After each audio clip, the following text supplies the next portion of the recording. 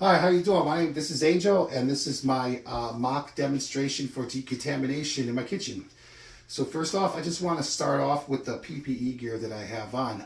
I have, if you notice, I have eye goggles.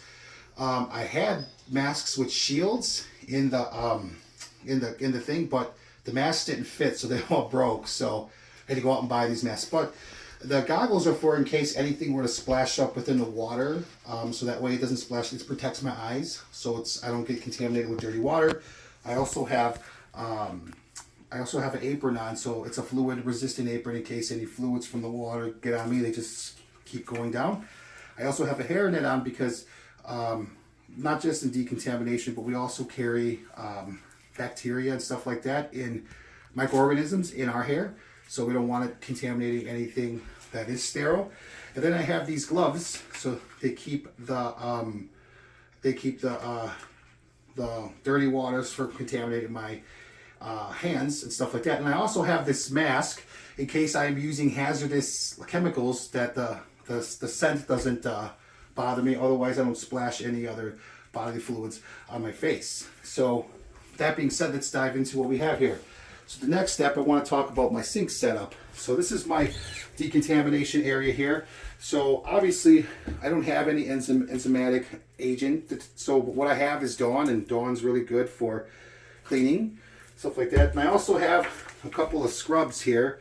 I have this hand scrub, so that way I can get in close. And I also have these, that way it can help me clean, scrub on the shanks on some of these. And to get in a little bit in between the box lock, and if that doesn't do it, this will do it. I also got a toothbrush here to get in between like serrations and teeth that some of these brushes can't get into. I also have, last resort to, I have some pipe cleaner stuff here in case I need to get into like lumens at all or anything. All right, so then let's show you them. So then here in the water, I have set up, it's about lukewarm water. Like I said, Dawn detergent. And before we start cleaning, I just want to let you know that like the IFU, now moving on to the IFUs. So I looked up, and it's pretty much like they kind of all feel like a little bit similar. The IFUs, they go for a pre-rinse under cool water from tap water. They can all be submerged, and it's just everything's just like that. So let's look at what we have here. So here are my lovely instruments.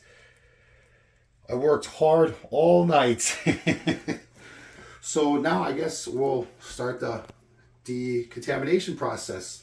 So I'll start by taking them out, and we're going to be running them under cool water.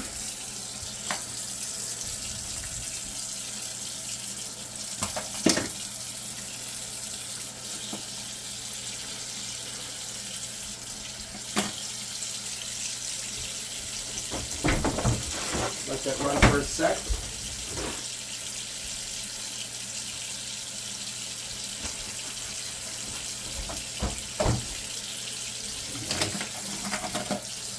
Just open it up so good that it gets in between where the box lock is, and in a decontamination, it wouldn't have this much, because at the point of cleaning, they would remove most of this right in surgery to keep things from being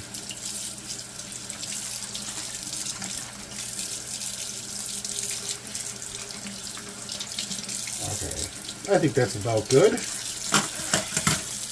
so now what I'll do is I'm going to give you a demonstration in how we would clean. And when we are cleaning instruments, we keep them open, and we keep it underneath, and we would just scrub all around.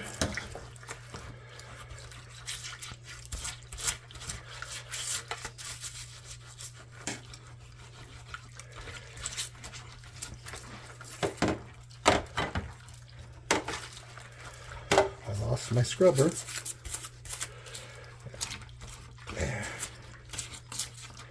So as you look, it's coming off with this brush. This brush is actually working. So Works really good. So then what I'm going to do is we'll close it a little bit. And maybe I'll take my toothbrush here and I'll go along my blades. Open it up a little bit more. Go to the other side.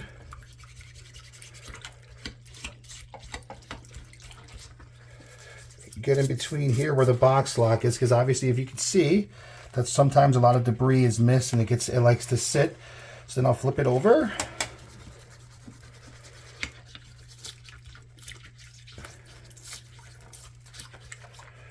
Okay. All right. So I'll go ahead.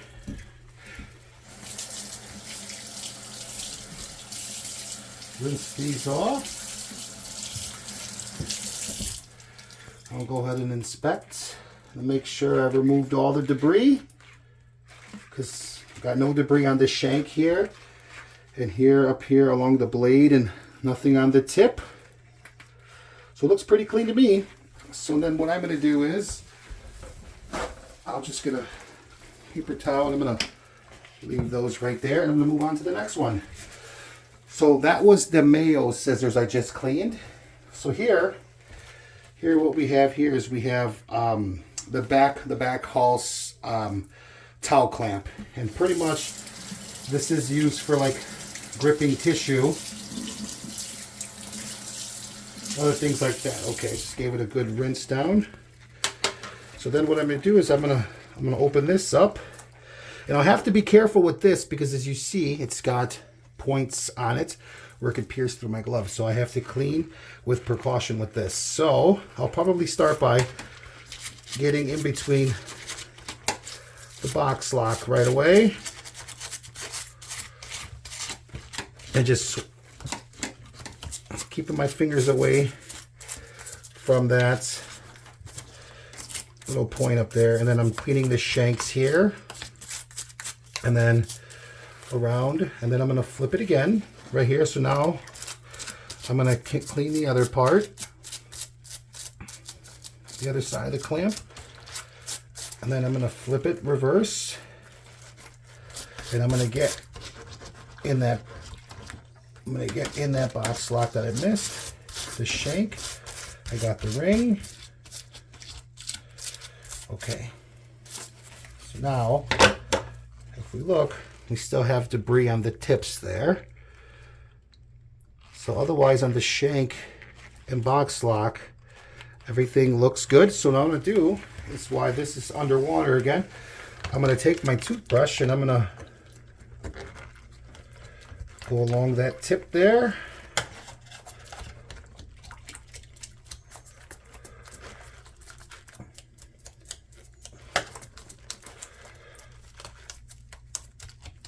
Okay.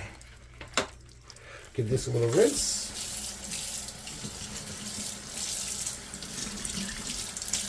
Okay. And there we have no debris on that clamp. So I'll set that next to there. And then the next one we're going to do is the tissue forceps that have teeth. So of course it was rinsed with cool water, so now I'm going to put it under and I'm going to clean her up. This one too calls for the toothbrush and the tips because it's got teeth. So obviously it's cleaning really good. So let's take this out, and obviously you can tell there's still some debris in the teeth. So what I'll do is I'll take my toothbrush and go along.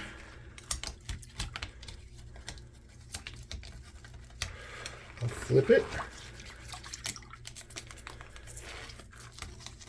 and go along. Okay. Give that a little rinse.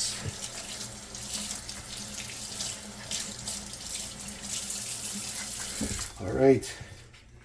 Let me inspect, and there is no debris in the teeth, and the tissue forceps is clean. Now, last thing we have So we have this suction tip. Might be a little tricky, so I got my pipe cleaners here in case I have to go in and clean. So I'll take this and I'm going to submerge it underwater and just give it a good scrub.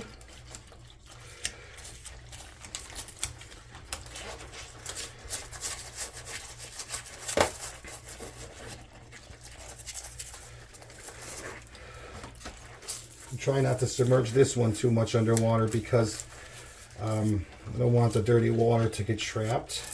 Okay. Alrighty. So now I'll rinse this off.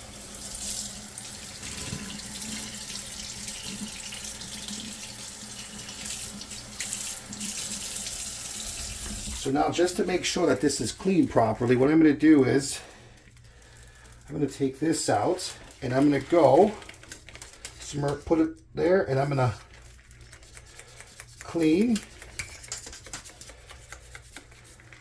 there. Let's see if I can get this in there.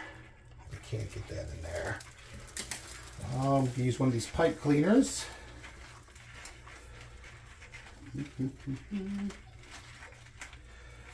Okay, let's see if this will do the trick. All right. Ah, beautiful. So since it wasn't, sorry if you hear my dog. All right. Okay, so now what I want to do is I'm going to rinse it, as you can tell, to clear out any debris that is stuck in that piping. That looks clear, so everything looks good to me.